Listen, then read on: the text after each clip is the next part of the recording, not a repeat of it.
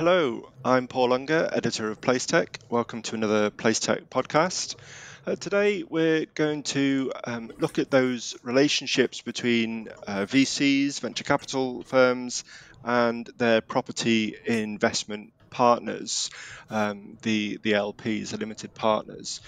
We read a lot in the headlines about those relationships, those deals, the investments they're making together. But what lies behind that? How did they get started? How can we bring those relationships to life and understand how property got involved in tech investing?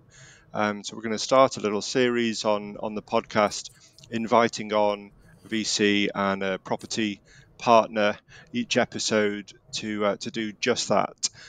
So today, I'm delighted to say we're joined by Tanguy Quero from JLL and Kingma Ma from PropTech1. Hi guys, thanks for joining. Hi, good morning, Paul. Good to be here. Hi, everybody, and thank you for having us. So let's start at the beginning. So was there a specific moment when JLL, as a traditional property advisor, started on the digital transformation journey when they realized, right, we've got to get into this, Tanguy?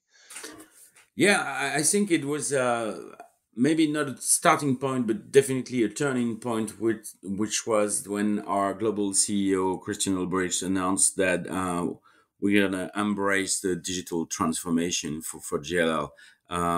It was really a two-sided vision. The first vision was that JLL core businesses needed to embrace technology, to leverage technology to better serve their clients. And the second part of the vision is that JLL could play a role in developing and being a player in real estate technology. And this really was the starting point or the turning point that led then to the creation of JLL Spark and JLL Technology. So it all started with the top C-level commitment at the global level to start the journey, I would say. And when are we talking about? How far back was that? I think the first mention of that was around 2015. And then Spark was created 2017 and JLL Technology 2019. And Kingma, is there a typical starting point for the property companies that you work with to begin their journey, would you say? Yeah, thanks, Paul. I think so. We work with several quite large property companies. Of course, JLL being a very good example of one as investors for our fund. And I think the kind of the starting point that Tanguy described when it came to JLL is very similar actually to many of the other property companies that we work with as well, whereby it's usually a kind of a top-down strategic decision set by the CEO or set by someone else with from the C-level executive team to see how to embrace innovation, how to embrace technology that may or may not impact their the kind of future growth of their company as well. So yeah, I think that's kind of started around many companies, many real estate companies that is, kind of started thinking about this problem around the same timelines that Tanguy described JLL as well, i.e. around the mid 2010s. Okay. And Tanguy, how do you go from that decision to actually investing your own money with in terms of JLL, making that serious decision to put some skin in the game? JLL is a very entrepreneurial firm, and you had all over the globe, you had very innovative people that were doing already many things since many years. The idea here was first to rationalize this, to make sure that all those opportunities to innovate were maybe so from day one with the capability to scale globally. Second, that they will be well financed, so really not so I would say not doomed to fail, but with the right financing, so they can really be successful and really scale. And then when we wanted to look at what was happening on the market, what we could do, we realized that there was already a very strong prop tech ecosystem with many many good entrepreneurs that have already been tackling many interesting problems, and hence the decision to start investing and collaborate with this PropTech ecosystem. So then the JLL Spark Fund was created, so mid 2018, to be able to leverage this investing levers of the strategy and be connected to the best of breed of new tech in the real estate industry. And tell us a little bit in some of the numbers, the facts and figures. How big is the JLL Spark fund or funds, and how many investments have you made? So we've just announced on Friday our fourth anniversary, and so far we have deployed 340 million in 40 plus investment with multiple follow-ons.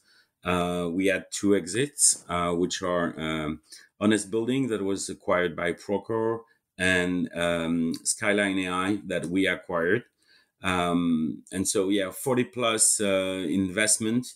And one other interesting key facts about this is that the vast majority of our top clients are using at least one of our investments to date.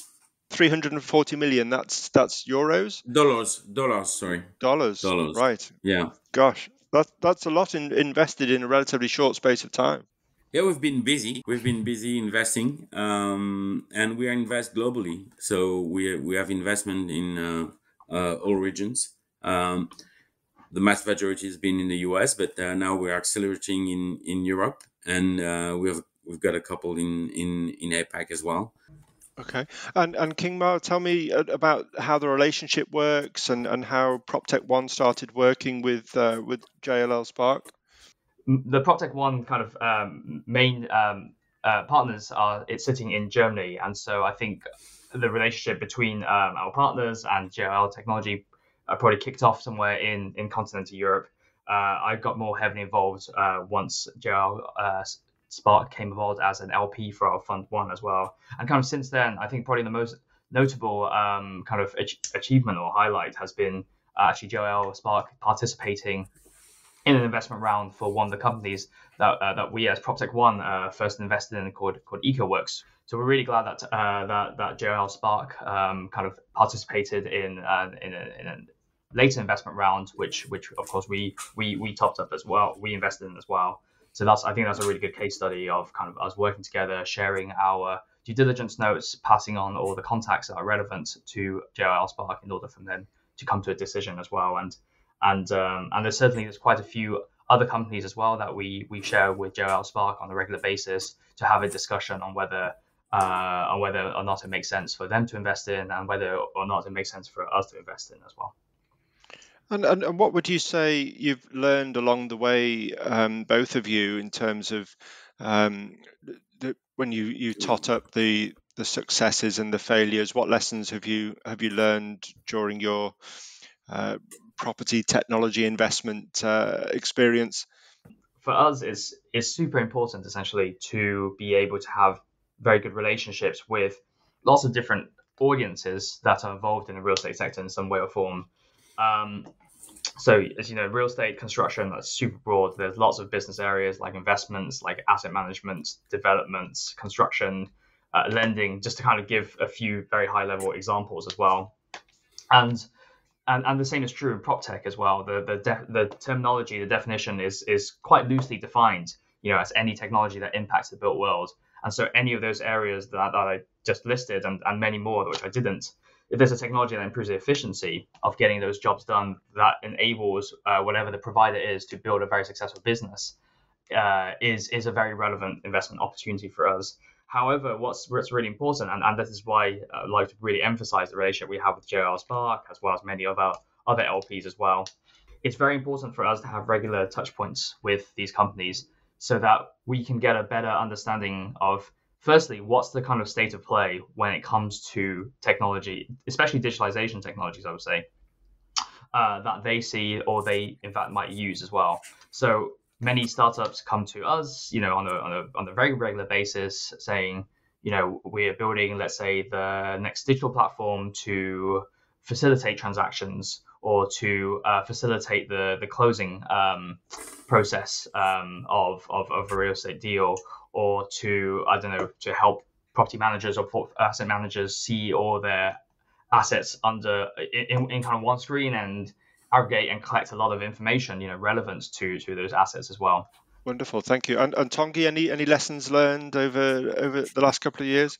Yeah, I think I will start with saying that innovation in real estate is not an easy game. And main reason is and Kingma said it just earlier, said there are many players involved, owners, tenants, operators, and they all have different agendas, and they all have different priorities.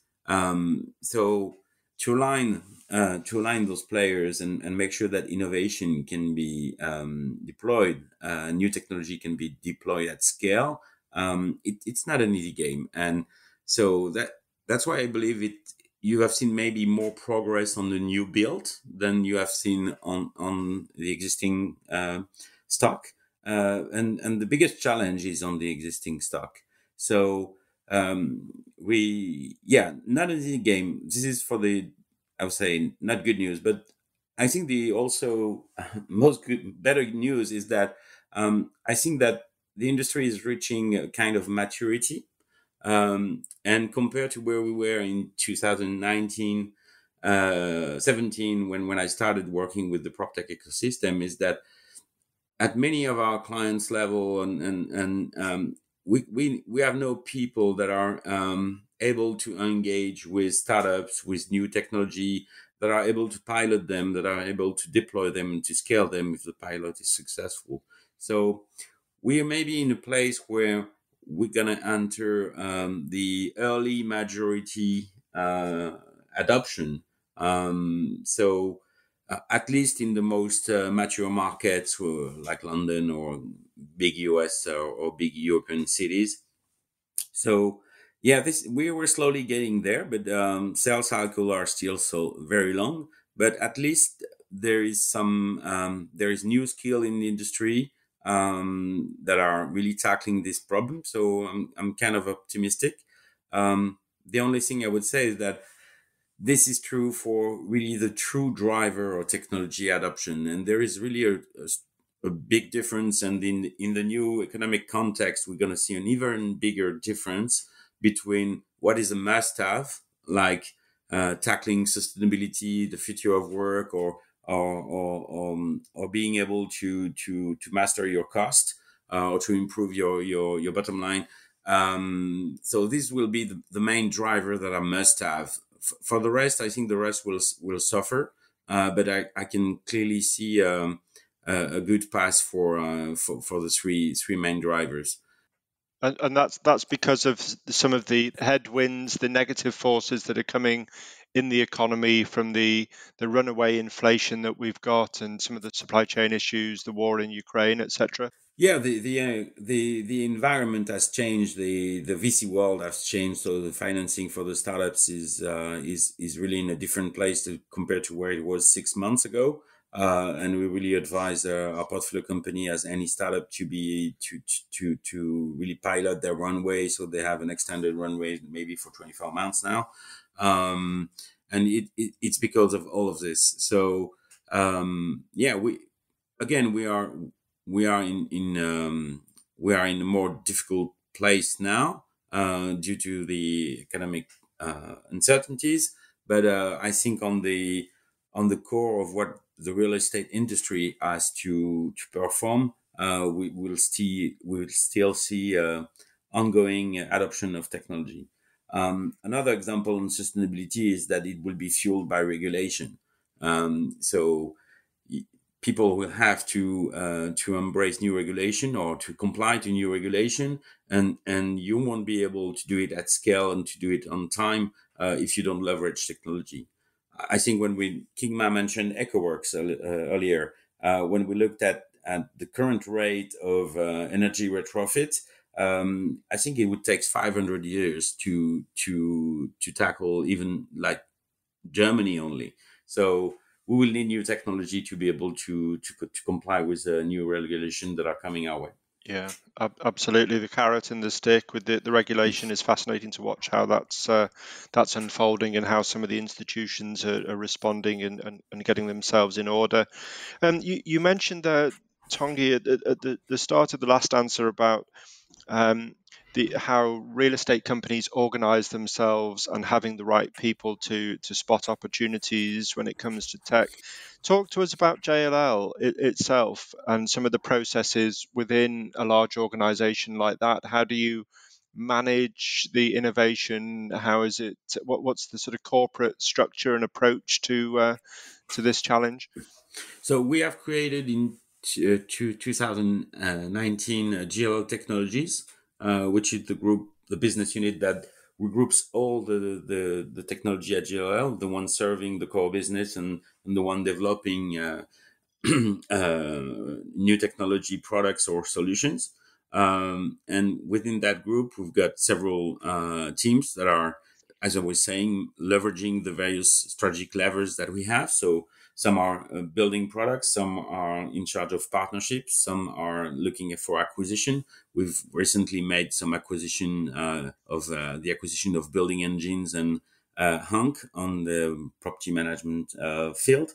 And we've got Spark that is managing the investment. So part of the things we are trying to do is also to educate and to collaborate and to educate our colleagues on what's available out there, what the benefits for them of using the new technology. And you've got, like, I believe in every organization, you've got people that are really super happy and super early adopters and are really happy to engage. And you've got people that are just waiting to see if it really works. So it's it's a change in the mindset, it's a change in the culture. So you can really make the change happen. Okay, and finally, a question to each of you. Taking that point about education, showing what's available, explaining the benefits, are there things that you would like to see, or one big thing you'd like to see across the industry that could change to maybe accelerate this and take advantage of, as you say, moving into that early majority stage of the adoption of technology? How can the industry make the most of this moment? I think showing what's available is a really, really important point that's kind of still somewhat missing, I would say, at least in the UK and in much of Europe as well. There are events, some events, and I think there'll be an increasing number of events, to be honest, kind of connecting real estate companies with prop tech firms together, and especially they're now, for example, events like CRETech. They're very well attended by large companies that often will have like an innovation management team or kind of strategy management teams attending these events as well. However, I think the format of these events could certainly be broadened out as well. I think when I speak to, let's say, the audiences that are relevant for PropTech in the UK, these include founder events, so lots of startup events, often happening in like quite a trendy co-working space or bar somewhere in London, or a university campus. And there's lots of real estate events as well, often taking place in quite a high-end location, let's say somewhere along the West End or somewhere in Chelsea. And then there's lots of construction events as well, which often take place in very large conference centers.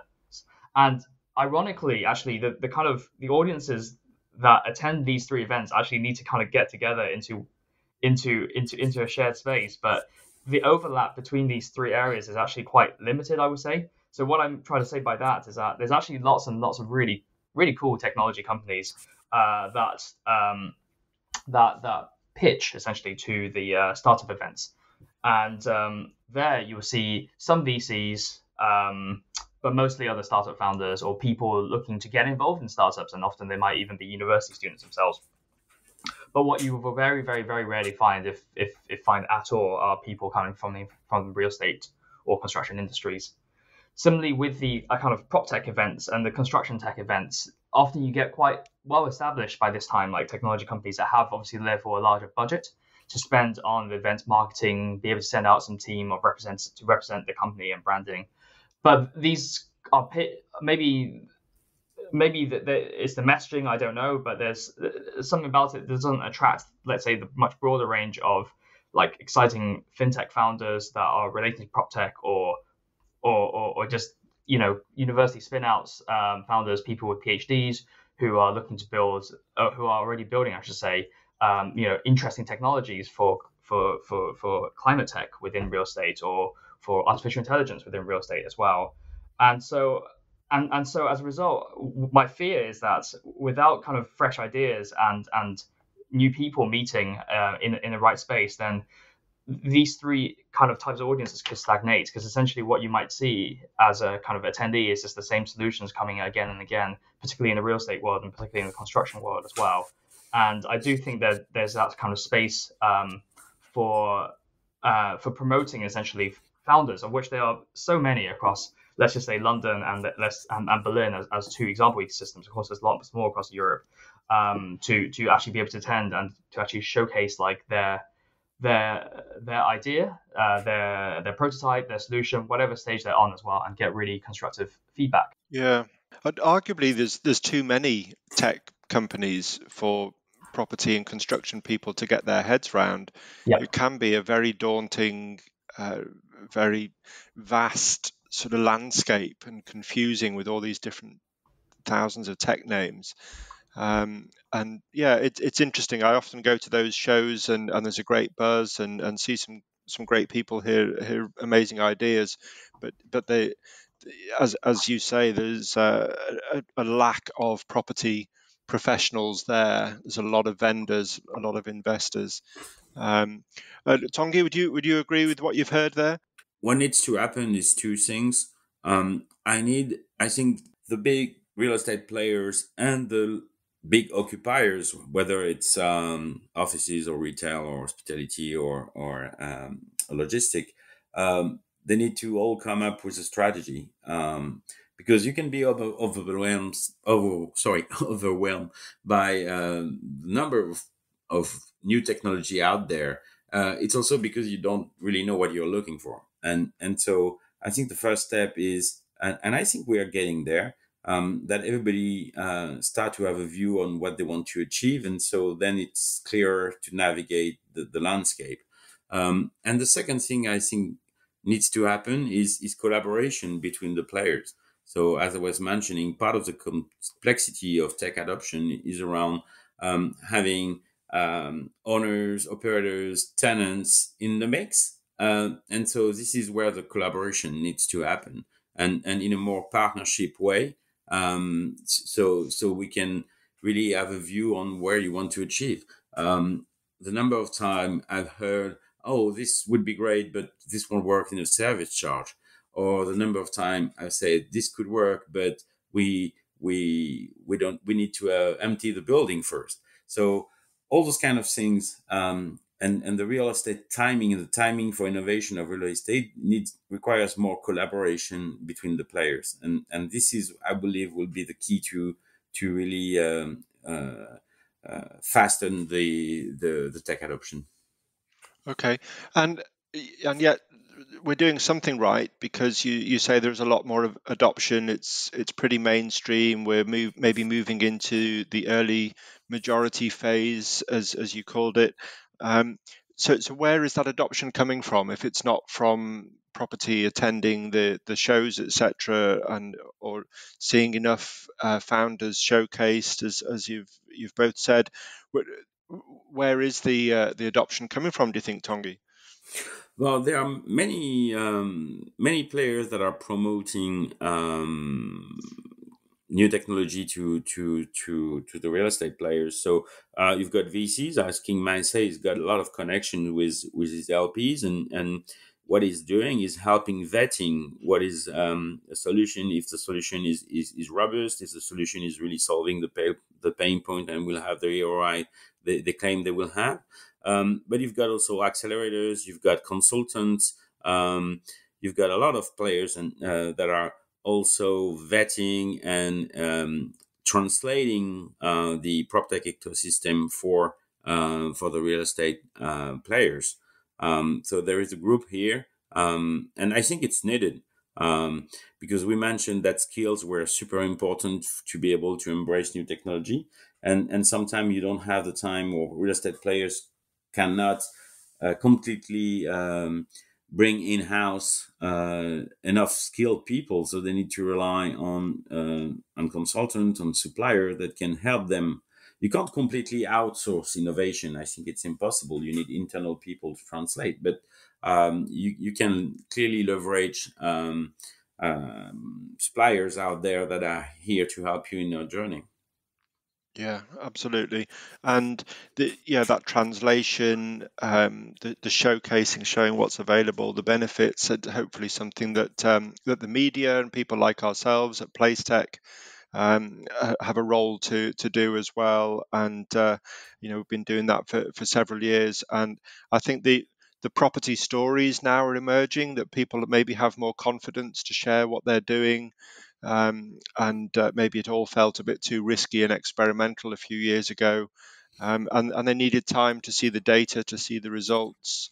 But I think that's very important, to share the case studies, to share the buyer's story, and do that sort of peer-to-peer learning and collaboration with information exchanges. Wonderful. Thank you very much, Tanguy Quero from JLL and Kingma Ma from PropTech1. Really fascinating insight and some great takeaways for our listeners there. Thank you for joining us.